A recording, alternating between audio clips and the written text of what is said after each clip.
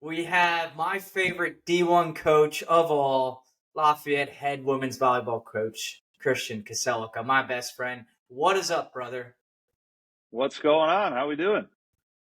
Doing great. You're on spring break. It feels like Yeah, spring outside. We're here on the I climb. know. How could we be better?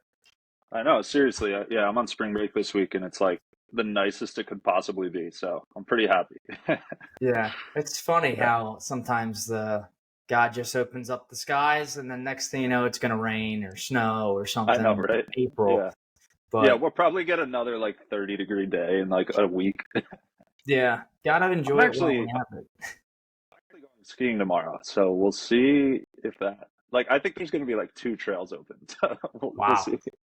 But I have to go pick up our skis at the resort anyway, so because we left them up there, so we'll see.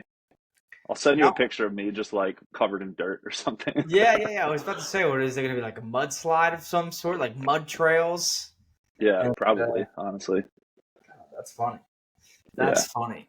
Well, I thought of it when we had Mike on the climb a couple episodes ago, Mike Lopez, and the topic was pursuing your dreams because he got up and he said, "I'm going to Nashville to pursue, my dream." And I Yeah. thought that was so brave of him. Of course, I forgot that my best friend did that at the age of 19, where he said, "Hey, man, I'm going to go for it. I'm going to be a volleyball coach." Yeah. So, first off, my apologies, Christian, for not thinking of you first when it comes to pursuing your dreams episode. No, all good. But we're here now. I know your story. It's a fantastic one. Any way it ends with head coach of a D1 program at the age of 30 is a spectacular story, and I know yours is one of them. So let's dive into it now. Yeah, yeah, let's do it. Appreciate the kind words and yeah, definitely been a fun ride. So Yeah, excited to talk about it. absolutely. And I know just because I've had like a front seat, Yeah. especially these past years, it seems like you've had really everything under control, but I know that to be the very opposite. Yeah, Um, for sure. how did it work with you first starting off of, hey, I have no idea where this is gonna go, but I'm gonna go for it. Like, what was that first thought in your head to like make this leap that took what, 10 years, 11 Yeah. years to kind of come to Yeah. fruition? Yeah, I mean, I really started when I was 18 because I had gone to the University of Tampa my first semester and didn't like it down there. So I came back and started coaching right away. Mm-hmm. Um, Yeah, in, that in high University of school. Tampa experience was just too much fun. You got Too much fun. you got 4 years of fun in a semester In a or two. semester and not a lot of school done. So Who yeah. needs it? You're just efficient. Yeah, right. Yeah. But I mean, hey, I got the degree eventually, so that's all that Yeah, matters. true. Um but yeah, honestly, like I think getting into coaching wasn't something I was necessarily expecting to do. I had came come back from Tampa like, what the heck am I gonna do? Like I, was taking a few classes at the local community college, and I reached out to my high school coach at the time and was like, "Hey, like I'm kind of bored. Can I help coach?" And he was like, "Yeah, sure." And then, like I remember when I first started giving feedback, like in the gym, and seeing like the immediate translation to, um, like from what I said to like seeing them do it on the court and like get excited that they're making those changes, like that that something in my brain just clicked, like this feels right. Yeah. Yeah. Not like, oh, this is fun, or like, man, like I was meant to, give this type of instruction and help people type of feeling. That's pretty cool that it came right away. Yeah, I think like my whole experience with volleyball has been that way. Like I just like one day decided I'm gonna go to an open gym and see if I like it, and like I felt the same way. Like I loved being around the sport, and then starting to coach, I was like, I think I can be good at this. And then I, stayed on with the girls' side at Council Rock North, and like that even more. I think I just connected with those athletes a little bit better, and then like started coaching club, and that's where I really, really like just took off. Like, Mhm. really got good mentors, and learned so much about the game, um, and that's where I really decided like I want to be a college coach. This So is it. yeah, but that It's was like by funny. the time I was 20, I started coaching at UPenn, and so it really only took like 2 club seasons to be like, this is what I want. And luckily, I was able to get at Penn, and I was going to school at Temple at the time, so Mhm. um, kind of like working a full-time job while also, well, for free because I was a volunteer assistant, while Sure. also like going to school, and going to coach club, like an hour away. So I literally couldn't get enough of it. I wanted to be in the gym all the time, and I still feel that way. I don't I Yeah. don't think the passion has gone away at all. Yeah, that's evident. Yeah, and Yeah, your thirst for what's next on the court, of from club to this to even like yourself in there, and it's really awesome because you hear everyone say like do what you love and you'll never work a yeah, day in your life. Like that is the most unrealistic, impractical yeah, thing someone could say. It's yeah, not as easy as it sounds. And for yeah, people like yourself, when you're finally in a field that you love, it is really hard to break through. It's easier to go do something that's like a corporate related job. yeah. So, talk to Right. me about that. Like, how that's an obstacle that was like there. You knew you were getting a degree. You probably could make out of college more money doing something else, but you Oh yeah, chose, a different path. Talk to me about like just knowing that like it's hard to chase something that you love, but it doesn't matter to me. yeah, yeah. It was it was a struggle. Like I I think I had a few different jobs where there was hard seasons, or maybe I didn't love the job environment that much, Mhm. um, or like financially it was difficult, like especially earlier in the years. And so like yeah, I've followed my passion, but that doesn't mean it's always been like rainbows. Like Sure. there was multiple times where I wanted to quit, like multiple. And I think like I'm really, really lucky to have a great support system. Like my fiance, has been incredible along my path, and I'm lucky that she was also a coach for, well, still is, but she's been a coach for like 10 years herself. So she really just understands what I go through, and that's been really important. But I remember like one of my early coaching jobs, I called my dad, like really, like, I don't know if I can do this anymore. Yeah. And he said to me, he said, Christian, I'm not going to let you give up on your dream. And I think he's said that to me twice now. And I just like that voice, like in the back of my head, I can always tap into that now. Yeah. Of just that, like that small reminder, knowing that like no matter what, you're going to have somebody that's in your corner. Um, and I know I have it with a lot of people, but I think like my dad's voice is like what rings in the back of my head whenever I have like, a Mhm. difficult time. So yeah, Talk about forget about incredible parent, crushes that as a goal. He's an incredible person. So oh yeah, for sure.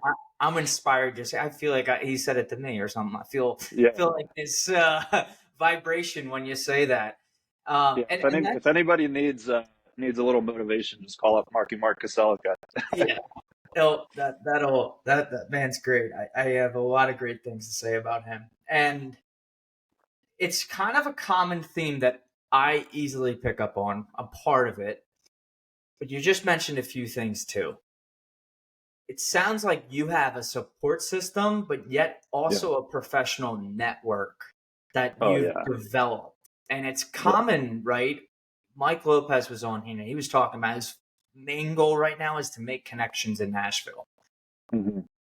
The fact that you coached the boys team at North, right? Then you coached the girls team. Then you worked at a club, and I know it wasn't just one team you worked with at the club and different people, right? Yeah. And then you were at UPenn. How are you doing that? I know connection and networking is maybe half the battle, maybe even more. Yeah. Yeah. Yeah, definitely. I mean, I think I got really lucky that like my high school coach was running a club, Mhm. so I could slide into that like fairly easily. Um, and once I started working at the club, then I got another high school position where I could actually like run my own high school team, which was really cool. Um, but that was because I did well at the club, and somebody else working at the club hired me through the high school. Um, I forgot about and that. Upper then Dublin. yeah, Upper I Dublin, forgot to yeah, mention that that. was That's fun. just Yeah, that another school. was a lot of fun. And Ree actually works with two of the athletes that I coach now, which is just crazy. I think that's one of my favorite parts of the job is like Sure. these relationships that you build that like last a lifetime. Um, but anyways, yeah, so I think a lot of it is networking, but I think it's also about like putting in the time. Like everyone that I've worked with understands that I'm really, really driven. I really love this work. Mm. So like I'm always totally willing to go the extra mile to learn. And sometimes I'll just like reach out to coaches and be like, hey, I know we've never met, but you have a championship team. Like I want to learn from you, you know. Um, and one of the reasons I got to UPenn was because I did a USA volleyball like coaching education class, and the teacher for that class was an assistant at Penn. And then we became close, and we're still best friends to this day. We talk like twice a week. Um, and he got me that job basically. So Mhm. I think in sports, networking is really, really big. But you've got to be able to be willing to do like any duty. Like even as a head coach, like I'm still the one taping the floors in the morning before practice. Um, you know, I, I'm like going to the grocery store to buy snacks for the team. Um, like if you're not willing to do that stuff, you're going to fail. And so I think like just understanding that no job is beneath you is really important, and I think it's a good life lesson for my athletes too. Like they can see me willing to do anything. So Yeah. yeah, I've said the quote before, like people don't care what you know until they know you care. yeah, You have embodied that with not only just what your effort is for your former teammates when you had your teammates and you're a yeah, captain, when you're a coach, obviously you're the athletes that you're coaching, but when you're reaching out on a whim to someone that you don't know for their hmm, expertise for a minute of just, hey, I'll take whatever type of wisdom you can throw my way, automatically you get so much credibility. And I've done this in experience in different ways. But that's a way that like people just don't tap into, just like asking someone for help or, yeah, hey, you're an expert. Say one sentence to me and I greatly appreciate it. Let me know if I can do anything in return. And I think that's right. been, God, you've gotten such a return on that. Oh man, yeah, such a return. And I think I've struggled with a little bit with that as a head coach because like you don't have that person that making the big decisions. I'm making the big decisions now. Yeah. And so like to still have some sort of mentorship that, I can call a friend, hey, how do you do this at your program? Did you ever have this situation? How'd you handle it? Like that stuff is huge because, um, you know, my team will be the first to tell you, like I made mistakes this year, but it was also my first D1 head coaching job, and Mhm. so like I think having that mentorship, but also being really real with yourself and saying like, I've got stuff to work on because I think there are some coaches that get to a point where they think like, all right, like I know my stuff. I don't need to keep learning.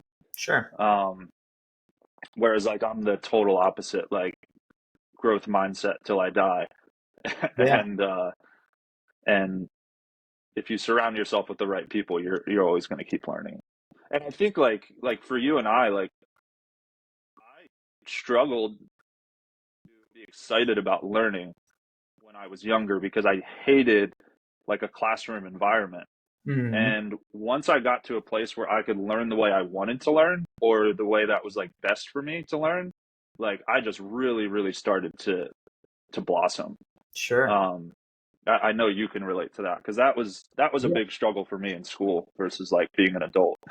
Totally. And we've talked about it, like just the development of, attention disorders. They get such a bad Yeah, rap, but it like is so closely tied into learning disabilities and how people are taught at young ages and yeah, how, you know, we are in a school system that I think is right efficient to get people through the system, but it was also built hmm, around the same time that, they were factory workers and a strategy right, to build better factory workers. So, right, yeah, people learn differently, and I do know exactly what you're talking about because it's so ironic that you're talking about this because just a couple weeks ago I was writing about your dad and this book hmm, I'm writing, um, about how he's helped me in some really bad places, and I just finished writing about how influential my sports psychology professor and his course was to me. And I hmm, said in like verbatim, like it is the first time I've ever learned of something that I cared about, that I liked yeah, it. And not only was like this subject awesome, and it's like, like underlining like kind of how I look at things and how I, share certain insights is based off of these core principles of, mental toughness and, mindfulness and whatnot.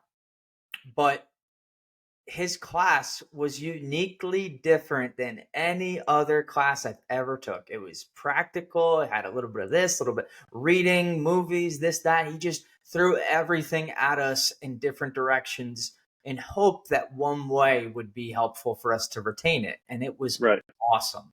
God, I can't say enough good words about Greg Shelley.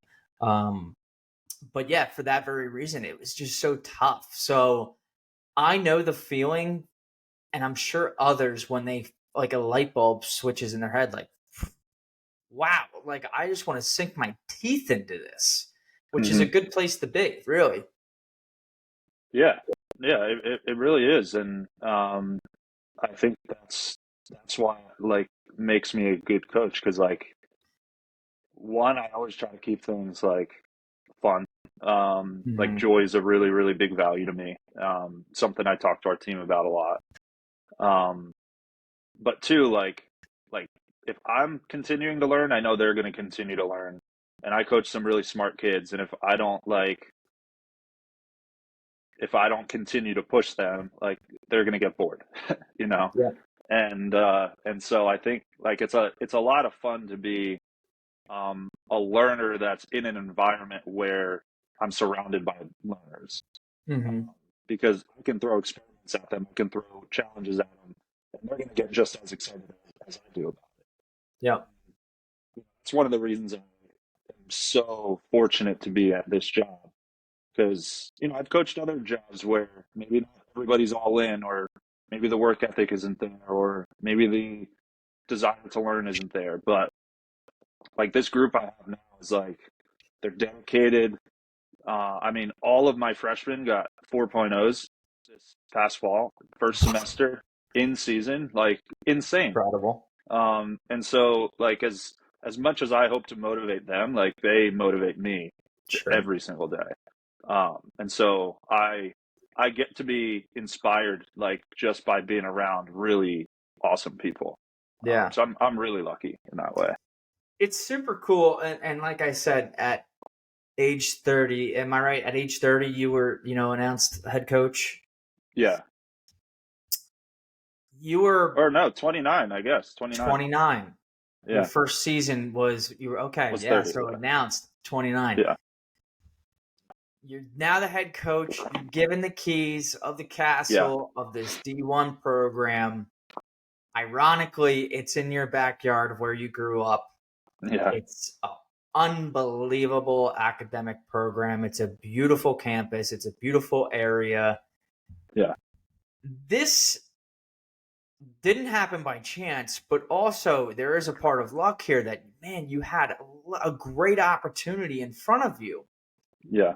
But I'll say, because other people don't know, all they see right now is you're the head coach. That's awesome. Oh, Lafayette, he's close. Oh, he must have known someone. Like, no, it wasn't like this at all. You had to actually strategically take risks Yeah. at certain positions. You had to break. You never wanted to stray too far away from home, Hmm. but knew you had to a little bit, considering going to the West Coast, considering going up north, down south. Yeah. And then your strategic move, which I want you to talk about more about those moves and processes and working in situations that you didn't necessarily love, but you knew it Hmm. was monumental for your growth. Yeah. Um, like, talk to us and everyone and listen about some of those risks, some of those strategic moves that you made that were maybe not attractive to you and Ree at the time, but necessary, and the sacrifice that you had to put in to do this, Yeah. get this awesome job that you have now. Yeah. I mean, I think just to give people a little more understanding, like coaching is a job. College coaching is a job where opportunities open up every year. And so for a lot of people, in order to move up the ranks, like there's there's about 340, maybe 350 D1 head coaches. Um, you know, triple that for assistant coaches.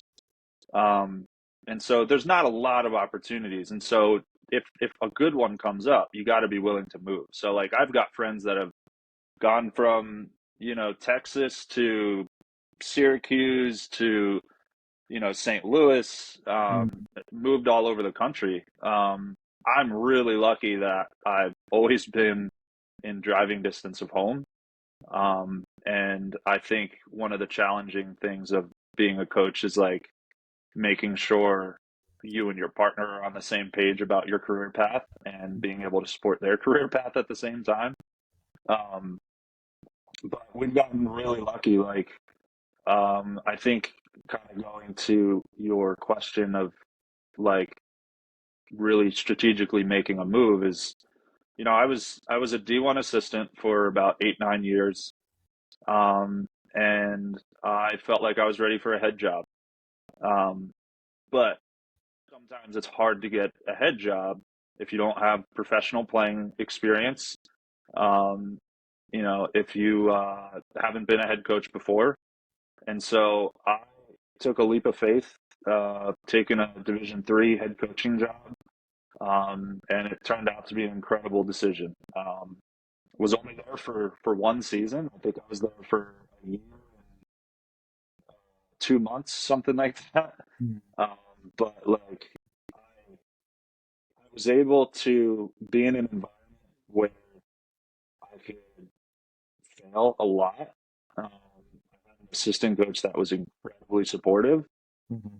an athletic director that was incredibly supportive, and we were able to win the championship. And so that set me up to get the Lafayette job. I wasn't looking to leave after that season, um, but when a job like Lafayette opens up, like I said, there's only 340 something of these jobs in the country, and not a lot of those are in our backyard. Yeah.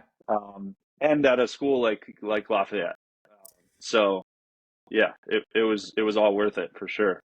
Yeah, I remember your like pure excitement, the fact that it was just open, and you're like, Yeah, yeah, yeah, I'm gonna give it a whirl. And then after a few, you're like, I did, I know I did well, but we'll yeah, see. And then it's yeah, like, holy crap, like things happen for a reason, and I think they happened and they lined up because it was not necessarily a step back, but you could say it was a step back in division, which it was. It was two yeah, different divisions. You Right. easily could have went to like a Power 5 school and be an assistant coach at the same, Yeah. same coaching level, but you Right. took a step back to take a leap forward. And that's not something that people like to do. They like Yeah. the status quo. They don't want to take risks. They don't want to take the jump for whatever that may be. I mean, there's Ryan Holiday's book, The Obstacle is the Way, that talks just about this, that like, hey, the Hmm. best way to go is to that obstacle. Like instead of trying to go around it, you got to go through it. Yeah. And I think we can both confidently say that like you would have maybe not even been consideration for the Lafayette job if you didn't take that other head Yeah. coaching job. Yeah. Probably not. Yeah. And it, That's it just that's true. just shows that it paid off, that it was a strategic move, sacrifice, and you went into a great situation to help you thrive, like you mentioned, but you took a risk, and it Yeah. 100% paid off. And I don't think you're done taking risks. Whether that's maybe that's not a position move, but Hmm. whether that's with players, coaches, strategy, formation, people. Right. Right. Um, I think that's the part of that growth mindset that you were talking about. You can't just do the same things over and over again and expect different results. So, Yeah. And I think you got to like really have confidence in yourself. Like, I remember when I was trying to decide, like, do I leave D1, try to get a head job? Do I go and try to be an assistant somewhere? Like, then Rhea and I are probably moving somewhere for 2 to 3 years and then bouncing somewhere else again. And like, I remember what I really like decided was like, I'm gonna bet on myself. I'm not, I'm not gonna work for someone when I feel like I can do it. And mhm. like, just because I'm 29 doesn't mean I can't do it. Or I Yep, guess I was like 28 at the time. yep, Um, and definitely like again like made a ton of mistakes in that first year, but yeah, I wouldn't have been able to get the Lafayette job without it. So um, yeah, it's it's nice now to look back and feel comfortable and happy and like appreciated and but I'm also still freaking hungry and yeah. Lafayette has not won a championship and so that's the goal. Go win a Patriot League now. hmm I mean, you're a coach. There's a reason why there was an opening. There's Right. expectations that Yeah. are set and Yep. need to be met. And, that's something that you're excited to take a shot at, to build a Yeah. program, to put a staple on your legacy at Lafayette, which is super exciting. And I think to look back just on that small move doesn't do it justice. I mean, if anyone's listening to the podcast or watching this, it started with, hey, I'm going to come back from Tampa, I need to kind of refigure things out. Yeah. So if you're in that place, like, don't think that you're lost. I mean, Christian is a perfect example of, one, he's not found. He is a person that's always just trying to find the next 20 feet in front of him. It was pitch black, and he's got to get his car from Jersey to California. All he needs is that 20 foot of headlights. He's just going to unroll the street in front of him. Now, that's a huge accomplishment, what you've been through. But I don't think people have that foresight that they just need to go and take the next step, and then the next step and the next step, because that's what you've been saying, the past 30 minutes is Hmm. it's been a series of heartful, thought out decision with unbelievable enthusiasm and effort. Hmm. Yeah. And I think when you do get the dream job, if you're following something that you're really passionate about, you have to remind yourself that like this is your dream job, but it's going to be hard. Mm-hmm. And I think the best advice I got from you, AJ, is I remember I called you when I was at my last school, first time head coach, complaining about stuff, and you said, Christian, this is what you wanted. You wanted to be a head coach, and so you can't forget what the responsibility Mm-hmm. that comes with. And so I think that like whenever you're following your passion, it's going to be hard. Yeah. It's not going to be easy every day, but like if you can just keep chipping away, keep putting one foot in front of the other, um, and find the joyful moments. Like again, like I'm one of 340 people. Yeah. Like that's not me bragging. It's saying like I'm so freaking lucky to be able to do this. So if I'm going to come in, I better come in with a good attitude, 90% of the time. Mm-hmm. Yeah. And that's something I hit home with our team too, is like, you know how many recruiting emails I get every day from kids? Like so many kids want to be in this position. So many kids want a full scholarship. Like, yeah, you guys earned it, but like keep earning it every day.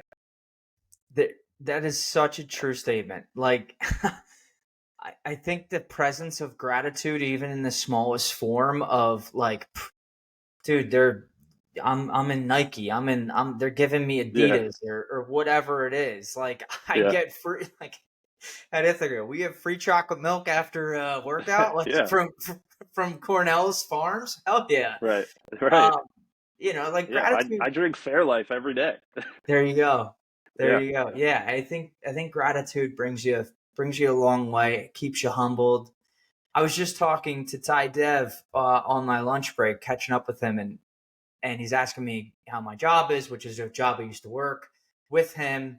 And I'm like, you know what? Being remote is fantastic. And that's like Yeah, really like I just like was talking about how great it was to be remote because of all the other things that I could do. And I think that's yeah. something that a lot of people are it's everything. I mean, I think Dylan's favorite quote, my brother, from one of his favorite quotes ever was from Boy Meets World.